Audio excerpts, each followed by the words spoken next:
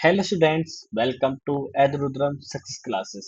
जैसे कि आपको पहले ही पता है, मेरा नाम रोहित कुमार है और मैं पढ़ा रहा हूँ आपको पाइथन। पाइथन का आज हम बहुत ही इंपॉर्टेंट टॉपिक कवर करेंगे, ऑपरेटर। ऑपरेटर 2 या 3 लेक्चर में कंप्लीट करेंगे हम, और इंपॉर्टेंट क्वेश्चन के साथ में कुछ ट्रिकी क्वेश्चन भी करेंगे। चलिए स्टार्ट करते हैं। पहला ऑपरेटर, सबसे पहले समझते हैं हम कि ऑपरेटर की डेफिनेशन क्या है। Operator are special symbol. Operator क्या है, एक स्पेशल सिंबल्स होता है, जैसे प्लस हो गया, माइनस हो गया, मल्टीप्लाई, डिवीजन। ये क्या होते हैं, स्पेशल सिंबल होते हैं that perform operation on variable and value, जो कि एक ऑपरेशन परफॉर्म करेंगे वेरिएबल्स पर, यानी कि like A B C D जो हम वेरिएबल्स बना रहे हैं, एंड वैल्यू A = 5, B = 6, इन पर ये परफॉर्म करेंगे। एक चीज और समझेंगे हम, ठीक है। मैं लिखता हूँ A + B, राइट। ए और बी क्या है इसमें, वेरिएबल है, राइट। और प्लस क्या होगा इसमें, ऑपरेटर है। जो वेरिएबल है उन्हीं को क्या बोला जाता है, ऑपरेंड्स। ऑपरेंड्स, तो two operands with single operator, right. तो ऑपरेंड्स में ध्यान रखना, कभी अगर मैं फ्यूचर में बोलूं A + B, ए बी क्या है, तो ऑपरेंड्स है, वेरिएबल भी है, और हम इनको ऑपरेंड्स भी बोल सकते हैं। जैसे एक एग्जांपल है, A = 10, B = 5, print A + B, answer क्या है, 15। यानी कि इस प्लस ने कुछ ना कुछ काम किया, यानी कि एक ऑपरेटर है, वो अपना एक काम करेगा। अगर मैं प्लस की जगह माइनस यूज करता हूँ, तो ये भी अपना एक काम करता है। मल्टीप्लाई यूज करो, ये भी अपना काम करेगा। यानी कि डेफिनेशन से कंफर्म क्या हुआ, operator are special symbol that perform operation on variable and value. Variable and value पर ये क्या करेंगे, एक ऑपरेशन परफॉर्म करेंगे, राइट। और वो ऑपरेशन ऑपरेटर के अकॉर्डिंग सेट होगा। प्लस है तो वो अपना काम करेगा, माइनस है तो वो अपना काम करेगा, राइट। आगे चलते हैं। ऑपरेटर के कुछ टाइप्स है। सबसे पहला टाइप्स क्या हो गया, arithmetic operator. Types of operator में पहला ऑपरेटर है arithmetic operator, use for mathematical calculation. इसको मैथमेटिकल कैलकुलेशन के लिए यूज किया जाता है। जैसे पहला एग्जांपल है प्लस, यानी कि एडिशन। एग्जाम्पल क्या हो गया, 10 + 5। सभी का एग्जाम्पल करेंगे, पहले हम समझ लेते हैं थ्योरी, फिर उनके एग्जाम्पल करेंगे, राइट। दूसरा क्या है, माइनस, सब्ट्रैक्शन भी बोल सकते हैं ना। 10 - 5, आंसर क्या है, 5। ये तो बहुत सिंपल से है, आपको सभी को पता होगा यहाँ तक तो ना। मल्टीप्लीकेशन का भी आपको पता है, और डिवीजन का भी आपको पता है। नेक्स्ट क्या है, डिवीजन के बाद हम क्या पढ़ेंगे, फ्लोर डिवीजन। इनके बारे में भी अभी हम समझेंगे। मान लो देखो, 10 ÷ 5, तो आंसर क्या है, 2.5। 2.5 का मतलब समझ रहे हो, अगर पॉइंट वाली वैल्यू आ गई तो ये डेटा किसमें हुआ, फ्लोट में, राइट। तो अगर हम समझते हैं डिवीजन यूज करते हैं तो वो आंसर किस में देगा, फ्लोट में, राइट। फ्लोट डिवीजन के लिए देखो, पॉइंट जीरो नहीं आया इस तरीके से, ठीक है। देखो, अगर मैं यहां पर लिखता हूं ए की वैल्यू 10, बी की वैल्यू 3, राइट। सी इक्वल ए फ्लोर डिवीजन बी, और मैं करता हूं प्रिंट सी, तो आंसर क्या आएगा, 3.33, राइट। ये आंसर है। अगर, तो आंसर किस में आया, फ्लोट, सॉरी, डिवीजन ने आंसर किस में दिया, फ्लोट में, राइट। फ्लोट में दिया। इसी तरीके से देखो, ये एग्जांपल में 2.0 आया था, यानी कि फ्लोट में आंसर देगा कौन सा, डिवीजन। इसी की जगह अगर मैं यहां पर यूज करता सी इक्वल ए फ्लोर डिवीजन बी, तो ये क्या काम करेगा, पॉइंट के बाद वाली वैल्यू नहीं देगा, ये आंसर किस में देगा, इंटीजर में। तो इसका आंसर क्या आता, ओनली 3, जैसे कि यहां पर आया था, राइट। ठीक है। तो फ्लोट डिवीजन और डिवीजन में ध्यान रखना, डिवीजन फ्लोट में आंसर देगा, फ्लोट डिवीजन इंटीजर में आंसर देगा, राइट। यानी कि फ्लोट डिवीजन पॉइंट के बाद वाली वैल्यू नहीं देगा। आप समझते हैं मॉडुलस। मॉडुलस ये क्या देता है, रिमाइंडर। अभी इसी एग्जाम्पल को अगर मैं लूँ, कलर चेंज कर लेता हूँ, रेड यूज करता हूँ, ठीक है। अगर मैं इसी को मॉडुलस की तरह यूज करूँ ना, सी इक्वल ए मॉडुलस बी, और मैं प्रिंट करूं सी, तो आंसर क्या है? ये क्या देता है? रिमाइंडर, यानी कि 10 को इस तरीके से लिखेंगे हम, 3 9 रिमाइंडर क्या है? 1, ये 1 रिमाइंडर, ये आंसर होगा मॉडुलस का, राइट। ये नहीं होगा, ये किसका आंसर आएगा? ये डिवीजन या फ्लोर डिवीजन आंसर देगा ये, और जो रिमाइंडर बचेगा ये देगा मॉडुलस। इतनी चीजें समझे हो? ये तीन चार समझने वाले थे, स्टार्टिंग के एडिशन, माइनस और मल्टीप्लिकेशन तो आपको पता थे ऑलरेडी, राइट। मॉडुलस की बात होगी। अब हम बात करते हैं एक्सपोनेंट की, यानी कि पावर। हम एक न्यू स्लाइड ले लेते हैं, देखो समझते हैं हम। मैं लिखता हूँ a इक्वल टू बी, और वापस आते हैं अपने कलम पर, ठीक है। a इक्वल 10 और b equal 3, c equal a mod b, mode क्या दे देगा आंसर? प्रिंट अगर मैं c करूं तो रिमाइंडर 1 दे रहा है आंसर, रिमाइंडर नहीं बच रहा तो फिर 0 देगा। अब बात आ जाती है, अगर मैं लिखता हूँ डी ए एक्सपोनेंट बी, ठीक है, तो इसका मतलब क्या हो जाएगा? इसका मतलब हो जाएगा ए, यानी कि ए की पावर बी, इस तरीके से, यानी कि 10 की पावर 3। तो आंसर क्या आ जाएगा? 1 0 0 0, ये इसका आंसर है अगर मैं प्रिंट डी करता हूँ। ध्यान रखेंगे, जो पहली वाली वैल्यू होगी वो इस तरीके से लिखी जाएगी, और जो सेकंड वाली होगी वो उसकी पावर, राइट। ये क्या होता है? एक्सपोनेंट होता है हमारा, समझे? तो हमने डिवीजन भी समझा, मॉडुलस भी समझा, एक्सपोनेंट भी समझा है, फ्लोर डिवीजन भी, गॉट इट। आगे चलते हैं, एडिशन सब्ट्रैक्शन, तो इनके हम एग्जांपल कर लेते हैं वीएस बोर्ड पर। चलिए हम देखते हैं, सिंपल सा है। प्लस माइनस मल्टीप्लाई, ये तो मैं आपको नहीं बताऊंगा, ये आपको ऑलरेडी पता है, ठीक है। मैं बताना शुरू करता हूँ आपको डिवीजन से। ए इक्वल 10, बी इक्वल 3, सी इक्वल ए डिवाइड बी, डिवीजन है ना। और मैं करता हूँ प्रिंट सी, प्रिंट सी, आंसर क्या आना चाहिए? 3.33, ठीक है। देखो आंसर आएगा 3.33 समथिंग। एक दो सेकंड का वेट करेंगे, देखो आ गया, ठीक है, कोई प्रॉब्लम नहीं। अगर मैं इसी की जगह फ्लोर डिवीजन यूज करता, देख लो फ्लोर डिवीजन यूज करो, तो आंसर फ्लोट में आया ना, देखो यहाँ पर देखेंगे आंसर फ्लोट में आया। अगर मैं यहाँ पर यूज करूँ फ्लोर डिवीजन, तो आंसर किस में आएगा? इंटीजर में, देखो आया, यहाँ पर आ गया, बहुत ही जल्दी आ गया, राइट, ठीक है। आगे चलते हैं, अगला कौन सा था हमारा? मॉडुलस। मॉडुलस समझ लेते हैं, आंसर क्या कितना आना चाहिए? आप बताओ, थोड़ा सोचो, 1 आना चाहिए ना, देख लेते हैं, आया 1 आंसर, कोई प्रॉब्लम नहीं है, ठीक है, बहुत इजी इजी से क्वेश्चन है। एक्सपोनेंट में क्या आना चाहिए? एक्सपोनेंट यूज किया, आया 1000 आया, राइट, ठीक है। तो बहुत टफ क्वेश्चन नहीं है, इजी इजी से क्वेश्चन है, ठीक है, समझे चीजें। आगे चलते हैं,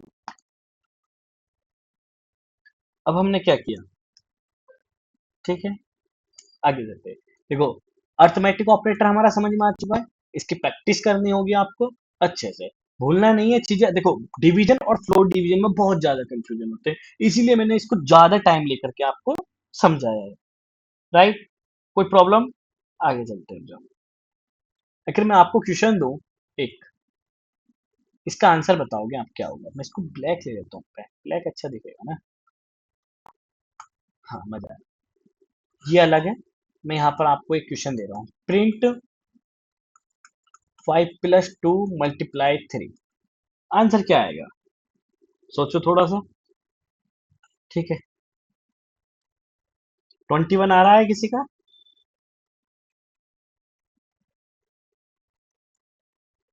21 जिसका आ रहा है वो गलत है। ठीक है, देखो, एक होता बोर्ड मास रूल, आपने मैथ में पढ़ा होगा, वो यहाँ पर अप्लाई होगा। पहले मल्टीप्लाई होगा, 3 into 2, 6, 6 + 5, राइट। ठीक है, आगे चलते हैं, हम एक दो क्वेश्चन और करते हैं। अगर मैं इस तरीके से लिखूं इसको, प्रिंट 5 + 2 ब्रैकेट इंटू मल्टीप्लाई 3, अब क्या आएगा आंसर? क्या अब भी 11 आएगा? अब भी 11 आने वाला है? नहीं। देखो, ब्रैकेट की मान्यता ज्यादा होती है, प्रेफरेंस ब्रैकेट्स की ज्यादा है। तो 5 + 2 7, 7 × 3, आंसर अब आएगा 21, राइट। कोई ज्यादा टफ क्वेश्चन नहीं। ठीक है, आगे चलते हैं। अब नेक्स्ट ऑपरेटर क्या होगा हमारा? Comparison operator. कंपैरिजन ऑपरेटर को समझेंगे अच्छे से। देखो, कंपैरिजन ऑपरेटर का एक नाम और है, कंपैरिजन ऑपरेटर का रिलेशनल ऑपरेटर भी बोलते हैं, ये याद रखना। ठीक है, कंपैरिजन ऑपरेटर को रिलेशनल ऑपरेटर भी बोला जाता है। Use to compare two value, two value को कंपेयर करने के लिए रिलेशनल ऑपरेटर यूज किया जाता है। और याद रखेंगे, रिलेशनल ऑपरेटर आउटपुट किस में देगा? आउटपुट किस में होगा इसका? बुलियन में। ये ट्रू और फॉल्स में आंसर देगा हमेशा। कंपैरिजन ऑपरेटर ट्रू और फॉल्स में ही आंसर देगा। ठीक है, हमें आंसर ट्रू और फॉल्स में मिलेगा, ट्रू और फॉल्स। समझेंगे कैसे? देखो, पहला, ये क्या है? डबल इक्वल, इस तरीके से अगर आपको एक साथ दिखाई दे रहा है, नहीं, इसको बोला जाता है इक्वल टू, राइट। सभी समझेंगे हम। नेक्स्ट क्या है? Not equal to.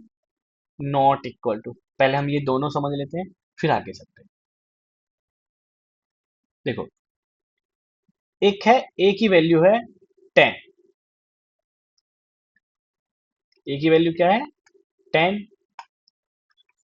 बी की वैल्यू है 5, और मैं यूज करता हूं C equal, brackets, in bracket, A equal to B.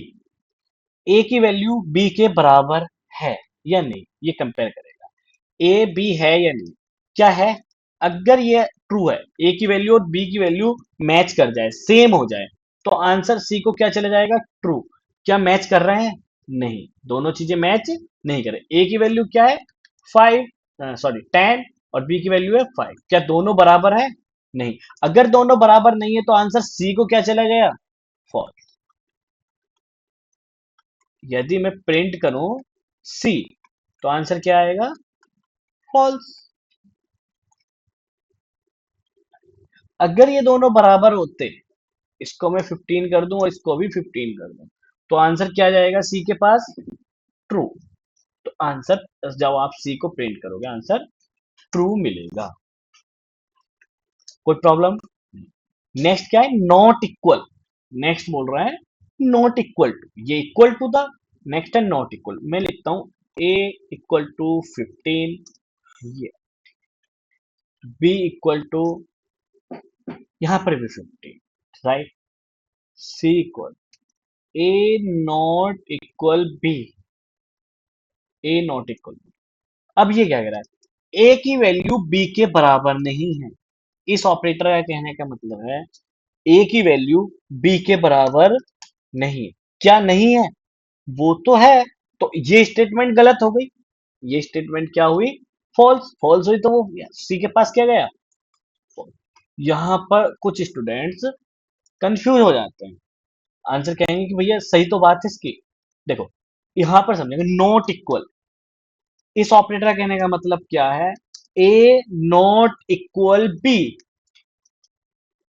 A not equal B. मान लो यहां पर 16 है, सपोज करो यहां पर 16 है, दोनों बराबर नहीं है। ये ऑपरेटर कह रहा है ए बी के बराबर नहीं है, तो स्टेटमेंट सही हुई। अगर ये स्टेटमेंट सही है तो आंसर जाएगा ट्रू, अगर ये स्टेटमेंट गलत होगी तो आंसर आएगा फॉल्स। तो अगर मैं यहां पर 16 एज्यूम करूं, राइट, तो क्या आएगा? यहां पर ट्रू जाएगा। इस ये स्टेटमेंट सही होगी, ए बी के बराबर नहीं है तो सी के पास क्या हुआ, ट्रू। अगर ये दोनों बराबर हो जाए तो ये स्टेटमेंट गलत हो गई, ए नॉट इक्वल बी, बट वे तो है, राइट। दोनों चीजें समझे, दोनों का मैं एग्जाम्पल करा देता हूँ, ठीक है। देखो समझो, यहीं पर समझते हैं। इक्वल टू ऑपरेटर यूज किया, सी को मैंने प्रिंट किया, सी को मैंने क्या किया, प्रिंट किया। देखो आंसर क्या आया, फॉल्स। आंसर आया हमारे पास फॉल्स, राइट। कोई प्रॉब्लम नहीं, क्योंकि ए बी के बराबर नहीं है। तभी अगर ये सही होता, ये स्टेटमेंट दोनों इक्वल होते, ए की वैल्यू और बी की वैल्यू सेम होती।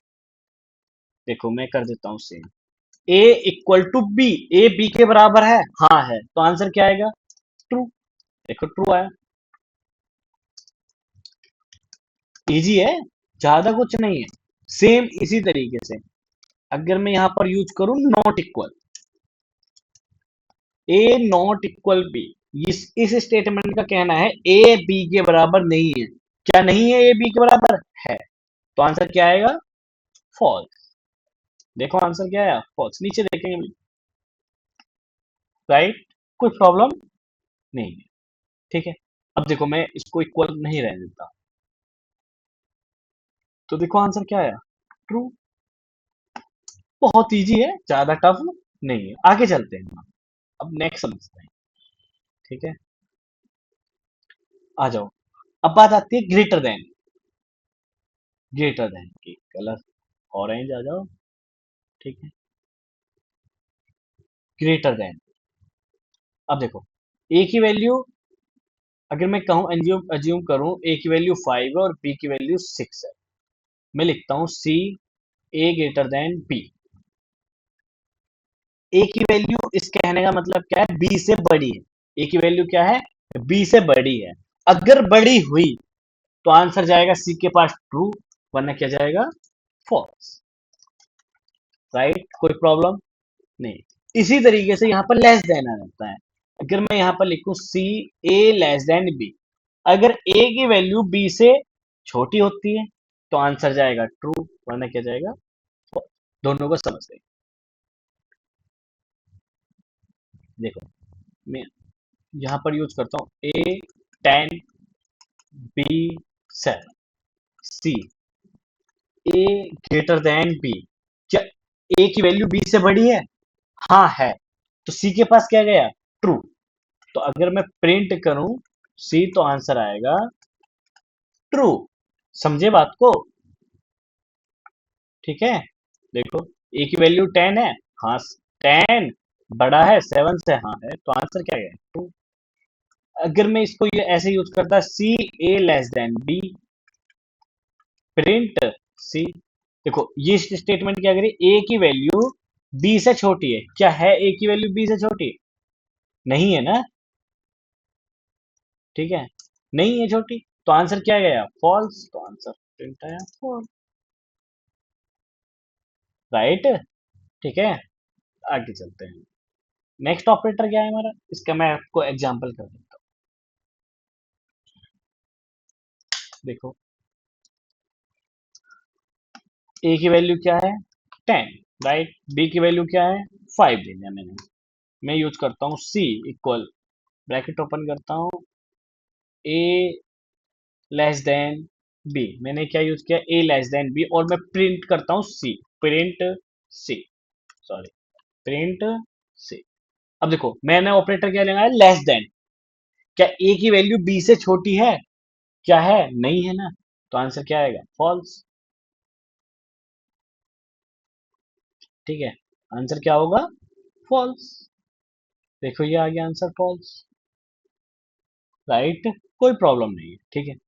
अगर मैं यहां पर यूज करूं greater than operator, greater than operator use किया मैंने, देखो ए की वैल्यू बड़ी है बी से, हाँ है, तो आंसर क्या आएगा, ट्रू। आंसर क्या आया, देखो ट्रू। प्रॉब्लम है कोई, नहीं ना, सिंपल से क्वेश्चन है।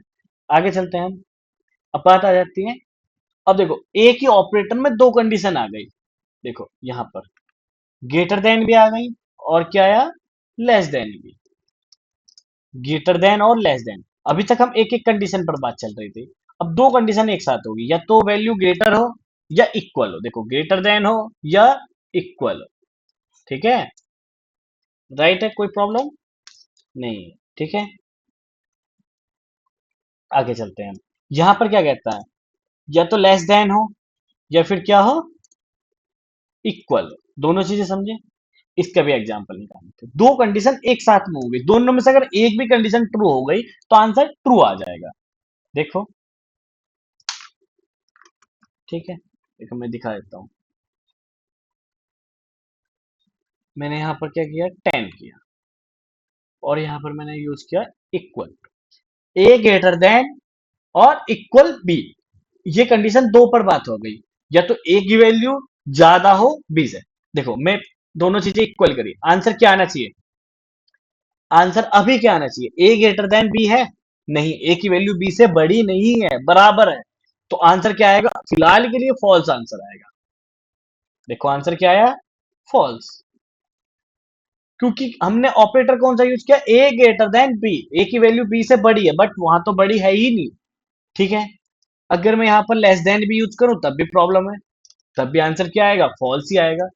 क्या ए की वैल्यू बी से छोटी है, नहीं है बी से छोटी। तो इसी की जगह हम ऑपरेटर यूज क्या करेंगे, ए लेस देन इक्वल, ए की वैल्यू बी से या तो छोटी हो या बराबर हो, दोनों में से अगर एक भी कंडीशन ट्रू हो गई तो आंसर क्या आएगा, ट्रू आएगा। देखो मैं रन करता हूं प्रोग्राम, आंसर आया ट्रू। इससे पहले अगर मैं इक्वल नहीं यूज कर रहा था तो आंसर क्या आ रहा था, फॉल्स। ठीक है, अब देखो, यहीं पर अगर मैं ग्रेटर देन यूज करूं, ए greater than equal B, A की वैल्यू बी से ज्यादा हो या इक्वल हो, तभी दोनों में से अगर एक भी कंडीशन ट्रू होगी तो आंसर क्या आ जाएगा, ट्रू आ जाएगा। कोई प्रॉब्लम, इजी सा क्वेश्चन है। ठीक है, नोट करते रहना अपनी सारी चीजें। ऐसा मत कि वीडियो ही वीडियो देख रहे हैं, तो चीजें आपको नोट करते रहना, लाइक करते रहना, कमेंट करते रहना, कोई चीजें प्रॉब्लम आ रही है। ठीक है, आगे चलते हैं। दोनों ऑपरेटर हमने समझ लिए, बहुत इजी है, टफ नहीं है, हमने प्रोग्रामिंग भी समझी। अब हम मिलते हैं किसी नेक्स्ट लेक्चर में। ठीक है, कुछ ट्रिकी क्वेश्चन के साथ मिलेंगे। हाँ, एक क्वेश्चन और मैं आपको करा देता हूँ, स्वैपिंग। ठीक है, स्वैपिंग बोलते हैं इसको, हैश मैं आपको हेडिंग डाल देता हूँ, स्वैपिंग। ये आपके एग्जाम में आ सकता है क्वेश्चन। ठीक है, बहुत ज्यादा पूछा जाता है। ठीक है, देखो, ए की वैल्यू क्या है, 6, बी की वैल्यू क्या है, 7। मैं आपको पहले इस तरीके से समझा दूं थ्योरी। मेरा क्वेश्चन है स्वैपिंग, ए की वैल्यू है 5, बी की वैल्यू है 10। मुझे दोनों की वैल्यू स्वैप करनी है, ए की वैल्यू असाइन हो जाए ए को और ए की असाइन हो जाए बी को। दोनों चीजें मुझे क्या करनी है, स्वैपिंग करनी है। राइट, ये मेरा क्वेश्चन है। कर कैसे सकते हैं, थोड़ा सोचो। अगर मैं प्रिंट करूं ए तो मेरा आंसर आना चाहिए 10, और मैं प्रिंट करूं बी तो आंसर क्या आना चाहिए, 5। यही मेरा क्वेश्चन है आपसे आज का, बहुत इंपॉर्टेंट क्वेश्चन है, आपके थ्योरी एग्जाम में भी ये मिल जाएगा। इसके कई सारे तरीके हैं, मैं आपको दो तरीके बता दूंगा। ठीक है, बिटवाइज जब हम ऑपरेटर करेंगे, बिटवाइज के थ्रू करते हैं। देखें, मैं यहाँ पर लिख लेता हूँ पहले अच्छे से, अभी समझ में आ जाएगा अपने से। ए के पास वैल्यू है 5, बी के पास है 6, सी इक्वल, मैंने एक टेम्परेरी वेरिएबल लिया। ठीक है, C equal A equal B, sorry गलत लिखा गया है ना, A equal B, right, B equal C. अब इन तीन लाइनों से क्या फर्क पड़ा, अभी समझेंगे। मैंने किया प्रिंट ए और प्रिंट बी, आंसर आएगा ए के 6, बी के 5। देखो, ए के पास जो कुछ भी है, ए के पास जो कुछ भी है वो किसको दे दिया, सी को। अब जो ए के पास था वो किसके पास सेव है, सी के पास। तो सी के पास कितना आ गया, 5। कोई प्रॉब्लम नहीं। तो अब ए फ्री हो गया, अब मैं ए की वैल्यू मेरे पास कहीं स्टोर है टेम्परेरी वेरिएबल में, अब मैं ए का यूज कर सकता हूं कहीं भी। अगर मुझे ए की वैल्यू चाहिए होगी तो मैं सी को यूज कर लूंगा, राइट। अब नेक्स्ट आता है बी, बी किसको असाइन हुआ, ए को। अब बी की वैल्यू जो भी थी वो किसके पास आ गई, ए के पास। हम यही तो चाह रहे थे, बी की वैल्यू ए के पास आ जाए, हमारा मोटो यही तो था, मोटिव, बी की वैल्यू ए के पास आ जाए। तो बी के पास जो कुछ भी था वो किसके पास आ गया, ए के पास। तो ए के पास कितना हुआ, 6, राइट। अब हमने क्या किया, सी इक्वल बी इक्वल सी। तो सी के पास जो भी था, सी के पास क्या था, सी के पास ए की वैल्यू थी, राइट। तो ए की वैल्यू किसके पास चली गई, बी के पास। अब ए की वैल्यू कौन होल्ड कर रहा है, बी। तो बी के पास क्या हुआ, 5। यही हम चाह रहे थे, यही हम चाह रहे थे ना। तो अब मैं जब भी प्रिंट करूंगा तो ए तो आएगा 6, प्रिंट बी करूंगा तो आएगा 5। समझे। एक तरीका और है पाइथन में, ये तरीका जो किया हमने यूजिंग थर्ड वेरिएबल, ये सब लैंग्वेज में काम करेगा, किसी भी लैंग्वेज में यूज कर लो। बट अब मैं जो चीजें करने जा रहा हूं वो सिर्फ पाइथन में काम आएगी और किसी लैंग्वेज में काम नहीं आएगी। ए इक्वल 5, बी इक्वल 6, ए कोमा बी, बी कोमा ए, काम खत्म हो गया। जो हमने ये चीजें करी थी, प्रिंट ए, आंसर आएगा 6, प्रिंट बी, आंसर आएगा 5। हुआ कैसे, बी की वैल्यू किसको असाइन हुई, ए को, ए की वैल्यू किसको असाइन हुई, बी को, काम खत्म। ठीक है। बट ये सिर्फ इसी लैंग्वेज में काम आएगा, पाइथन में ही, राइट। अब मैं आपको इसका प्रोग्रामिंग करके दिखाता हूँ। हमारे पास है ए इक्वल 6, बी इक्वल, मैं यूज करता हूँ C equal A equal B equal C, right. वही चीजें जो हमने की थी, प्रिंट, राइट। देखो मैंने क्या किया, एक पहले प्रिंट किया, बी बाद में। ए के पास क्या था, 6, और बी के पास क्या था, 7। देखो 7 पहले प्रिंट होगा, देखो आया 7, राइट। जो हम प्रिंट करना चाह रहे हैं, ए के पास क्या है, 7, राइट। जो हम करना चाह रहे थे वो हो गया हमारा। इसी तरीके से इसको मैं करता हूं कमेंट। अब जो दूसरा मैटर था हमारा, उसको यूज करते हैं, A comma B equal B comma A, right. इसको रन करेंगे, सेम आंसर अब भी आ जाएगा। दोनों तरीके से हम कर सकते हैं। ठीक है। तो ये एक हमारा क्वेश्चन था, इंपॉर्टेंट क्वेश्चन था, समझने लायक था। ठीक है, और बहुत इजी भी था, अगर आप एक बार समझ गए हो तो बहुत इजी भी था। ठीक है। नेक्स्ट ऑपरेटर क्या है, असाइनमेंट ऑपरेटर। ठीक है, इसको करेंगे हम नेक्स्ट लेक्चर में। ओके। ठीक है, नेक्स्ट ऑपरेटर होगा हमारा असाइनमेंट ऑपरेटर। मिलते हैं नेक्स्ट लेक्चर में, थैंक यू।